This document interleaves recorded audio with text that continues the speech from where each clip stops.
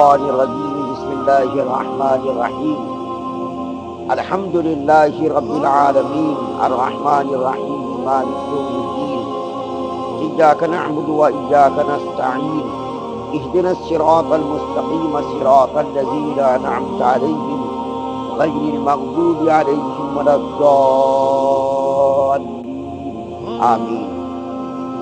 پرسوں آپ کے سامنے سورہ فاتحہ کی 5ویں آیت کی تھوڑی سی تشریح بیان کی گئی تھی کہ اللہ تعالیٰ نے ہر مسلمانوں کو صراط مستقیم کا خاص راستہ، وہ راستہ جو آدمی کو اللہ کی رضا تک اور جنت تک پہنچا دے، وہ راستہ کون سا راستہ ہے؟ اللہ تعالیٰ نے اس کی تشریح 6ٹھی آیت میں کی ہے۔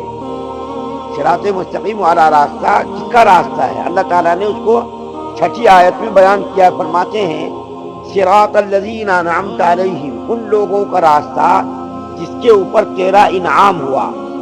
کس کے اوپر انعام ہوا؟ یہاں اس کی وضاحت نہیں ہے، صرف اللہ تعالیٰ کیا فرما رہے ہیں؟ ان لوگوں کا راستہ جس کے اوپر تیرا انعام ہوا۔ جس کے اوپر انعام ہوا اس کی وضاحت سورہ نساء کے اندر اللہ نے خود فرمائی ہے۔ فرماتے ہیں مع النبیین والصدیقین والشہداء والصالحین، 4 لوگوں کا راستہ سیدھا راستہ ہے، 5 لوگوں کا نہیں، صرف 4 لوگوں پر سیدھے راستے کو محدود کر دیا۔ اس کے علاوہ بھی اگر کوئی ڈھونڈے کہ اور کسی کا راستہ سیدھا تو نہیں، بالکل 4 لوگوں کا راستہ ہی کیا ہے؟ صراط مستقیم ہے۔ کون؟ سب سے پہلا نمبر انبیاء کرام علیہم السلام کا، دوسرا نمبر صدیقین کا، تیسرا نمبر شہداء کا اور چوتھا نمبر صالحین کا۔ یہ 4 لوگوں کا راستہ سیدھا راستہ ہے۔ جو آدمی ان 4 لوگوں کے راستے پر چلے گا وہ سیدھے راستے پر چلے گا۔ انبیاء کرام کون ہیں؟ انبیاء کرام وہ ذات ہے جو ہر عیب سے پاک، سارے کمالات کا مجموعہ، ہر عیب سے، نقص سے پاک، روئے زمین کی سب سے معزز، مکرم اور سب سے پاک صاف ذات، جو اللہ تعالیٰ نے ہر زمانے میں لوگوں کی ہدایت کے لیے مبعوث کیا۔ آدم علیہ السلام سے انبیاء کرام علیہ السلام کا سلسلہ شروع ہوا اور نبی اکرم صلی اللہ علیہ وسلم پر اس کا اختتام ہوا۔ 1,24,000 کم و بیش اللہ تعالیٰ نے انبیاء کرام علیہ السلام کو لوگوں کی ہدایت کے لیے بھیجا۔ پھر اس کے بعد دوسرا نمبر کس کا؟ صدیقین کا۔ صدیق کس کو کہتے؟ نبی کا وہ پیروکار جو سب سے زیادہ نبی کے قریب ہو اور انہوں نے اپنے ظاہر کو باطن کو ٹھیک کر لیا ہو، زندگی میں کبھی بھی جھوٹ نہ بولا ہو، اس کو کیا کہتے؟ صدیق۔ یہاں پر ایک بات بتا دوں کہ تمام انبیاء کرام علیہ السلام صدیق تھے۔ تمام انبیاء کرام علیہ السلام کیا تھے؟ صدیق تھے۔ اللہ تعالیٰ نے قرآن کے اندر بعض نبیوں کے بارے میں کہا ہے صدیق، جیسا کہ ابراہیم علیہ السلام کے بارے میں کہا انہ کان صدیقا نبیا، تو وہ سچے نبی تھے۔ تو انبیاء کرام علیہ السلام کی ذات، سب کی سب ذات کیا تھی؟ صدیق تھی۔ لیکن جو صدیق ہوگا ضروری نہیں وہ نبی ہو، لیکن جو نبی ہو اس کے لیے صدیق ہونا بھی لازم ہے۔ نبی کے لیے صدیق ہونا لازم ہے، لیکن صدیق کے لیے نبی ہونا لازم نہیں۔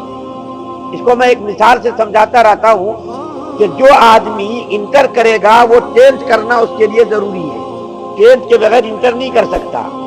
انٹر جو کرے گا وہ 10th کرنا اس کے لیے لازم ہے۔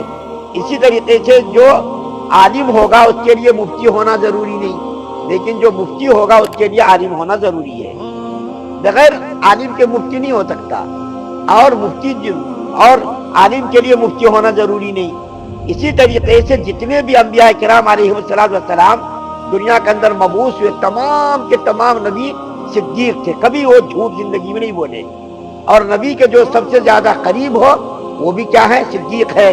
دیکھا کہ اس امت کے سب سے بڑے صدیق ابو بکر صدیق رضی اللہ تعالیٰ عنہ، ابو بکر صدیق رضی اللہ تعالیٰ عنہ جب سے مسلمان ہوئے کبھی انہوں نے جھوٹ نہیں بولا، یہاں تک کہ انہوں نے جھوٹ سے اتنی احتیاط کی جب اللہ کے رسول صلی اللہ علیہ وسلم ہجرت فرما کر مدینہ جا رہے تھے تو ابو بکر صدیق رضی اللہ تعالیٰ عنہ بھی ساتھ میں تھے۔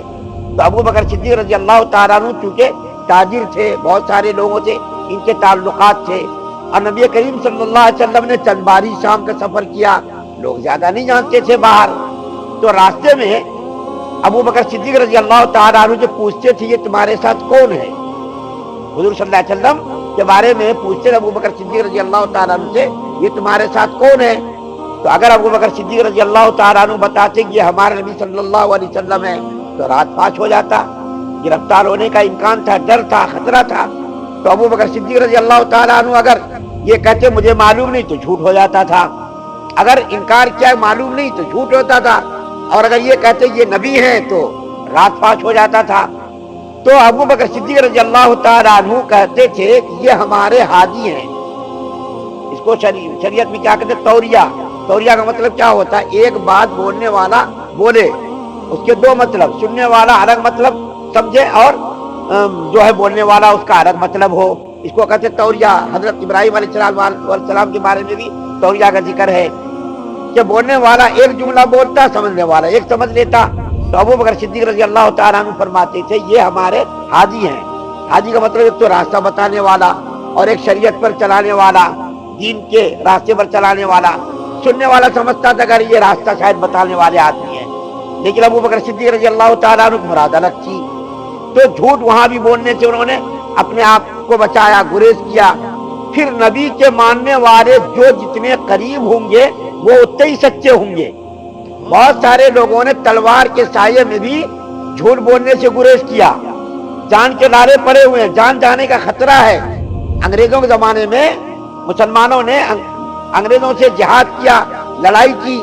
مولانا قاسم نانوتوی رحمۃ اللہ علیہ، مولانا رشید احمد گنگوہی رحمۃ اللہ علیہ، تو 1857 میں مسلمانوں کی شکست ہو گئی۔ انگریزوں نے ان لوگوں کا گرفتاری کا وارنٹ جاری کیا، اور وہ ایسا سنگین وقت تھا پکڑ کر کے پھانسیوں پر لٹکا دیتے تھے۔ تو ایسے موقع پر مولانا قاسم نانوتوی رحمۃ اللہ علیہ دیوبند کے چھٹا مسجد میں کھڑے تھے، پولیس کو معلوم ہو گیا، پولیس والے پہنچ گئے ان کو پکڑنے کے لیے۔ تو وہاں جب یہ انگریز پولیس والا گیا تو مولانا قاسم نانوتوی رحمۃ اللہ علیہ ٹھاٹ باٹ میں نہیں رہتے، بالکل سادہ لباس میں، بالکل عام لباس میں، آدمی سمجھ بھی نہیں سکتا تھا اتنے بڑے عالم ہوں گے۔ یہ پولیس والا گیا تو مولانا قاسم نانوتوی رحمۃ اللہ علیہ سے پوچھا کہ مولانا قاسم نانوتوی کون ہے، کہاں ہے؟ تو مولانا قاسم نانوتوی رحمۃ اللہ علیہ جہاں کھڑے تھے وہاں سے ذرا ادھر ہٹ گئے اور کہا کہ ابھی تو یہی تھے، ابھی تو یہی تھے۔ انگریز سمجھا یہاں تھے، کہیں چلے گئے ہوں گے باہر۔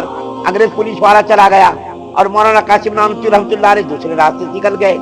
مولانا رشید احمد گنگوہی رحمۃ اللہ علیہ بہت بڑے بزرگ ہیں، ولی ہیں، جس کا ذکر میں نے پرسوں کیا تھا۔ تو ان کو گرفتاری کا وارنٹ پولیس نے پکڑ لیا، عدالت میں ان کو حاضر کیا۔ اس کے اوپر الزام تھا کہ انگریزوں کے خلاف انہوں نے بغاوت کی ہے اور انہوں نے لڑائی کی ہے، ان کو پھانسی کی سزا ہونے والی تھی۔ عدالت میں ان کو پیش کیا گیا۔ جج نے پوچھا کہ کیا آپ نے انگریزوں کے خلاف لڑائی لڑی اور آپ نے ہتھیار کو جمع کیا؟ تو مولانا رشید احمد گنگوہی رحمۃ اللہ علیہ آپ کے پاس ہتھیار ہے؟ تو مولانا قاسم نانوتوی مولانا رشید احمد گنگوہی رحمۃ اللہ علیہ ہاتھ میں تسبیح تھی، تسبیح ان کے ہاتھ میں تھی۔ تو انہوں نے کہا کہ یہ میرا ہتھیار ہے، یہ میرا، یہ نہیں کہا کہ ہتھیار میرے پاس نہیں ہے۔ اگر کہتے کہ ہاں ہے تو پھانسی کی سزا ہوتی تھی، اور اگر کہتے نہیں ہے تو جھوٹ ہوتا تھا۔ تو انہوں نے کیا کہا، تسبیح کی طرف اشارہ کر کے صاحب یہ میرا ہتھیار ہے۔ تو انگریز سمجھا کرے یہ معصوم ہے، ان کے پاس ہتھیار نہیں ہے۔ تلواروں کے سائے میں بھی رہ کر کے دیکھے انہوں نے سچ کو پسند کیا، جھوٹ بولنے سے گریز کیا۔ تو جو شریعت کا جتنا پابند ہوگا وہ اتنا ہی بڑا سچا ہوگا، اور جو شریعت سے دور ہوگا، جو موقع ملا جیسا موقع ملا وہ کرے گا آدمی۔ تو صدیق وہ ہے جو نبی کا پیروکار ہو، جنہوں نے ظاہر باطن کو ٹھیک کر لیا ہو۔ تیسرا کس کا ذکر ہے؟ شہداء کا۔ شہداء کون ہیں؟ جنہوں نے اپنی جان کا نذرانہ پیش کر کے اسلام کی حقانیت کو ثابت کیا ہو، انہوں نے اپنی جان کو، اپنے مال کو اللہ کے راستے میں قربان کر دیا ہو، یہاں تک کہ اپنی پسندیدہ جان کو بھی قربان کر دیا ہو۔ یہ کون شہداء ہے؟ اور صالحین یہ کون ہے؟ اللہ کے وہ محبوب بندے جنہوں نے اوڑھنا بچھونا اسلام کو، شریعت کو بنا لیا ہو، جنہوں نے اوڑھنا بچھونا اسلام کو بنا لیا ہو، پوری زندگی کو شریعت کے تابع انہوں نے کر لیا۔ یہ کون لوگ ہیں؟ یہ صالحین لوگ ہیں۔ تو اللہ تعالیٰ نے سورہ فاتحہ کی 6 آیت میں ان لوگوں کا راستہ اختیار کرنے کا حکم دیا جن کے اوپر انعام کیا گیا، اور انعام جس کے اوپر کیا گیا، انعام یافتہ لوگ کون ہیں؟ 4 لوگ ہیں، 4 طبقے ہیں۔ اس کے علاوہ کسی کا راستہ सिरात मुस्तकीम नहीं है, इन्हीं 4 लोगों का रास्ता सिरात मुस्तकीम है। एक और बात अर्ज करनी है कि अल्लाह ताला ने कुरान पाक के साथ और आसमानी किताबों के साथ अंबिया किराम अलैहिस्सलाम को भी भेजा।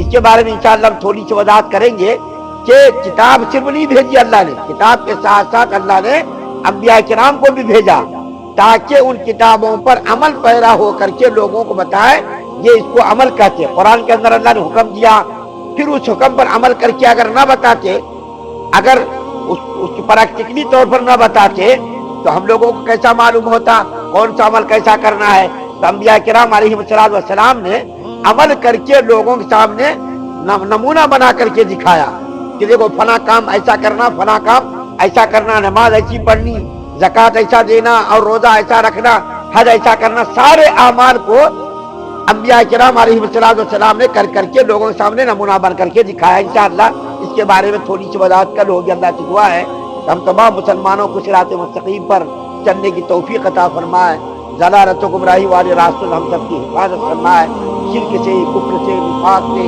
बदनीयत से, बदइखलासी से हम सबकी हिफाजत फरमाए, सारी उम्मत मुस्लिमा पर रहम और करम का मामला फरमाए।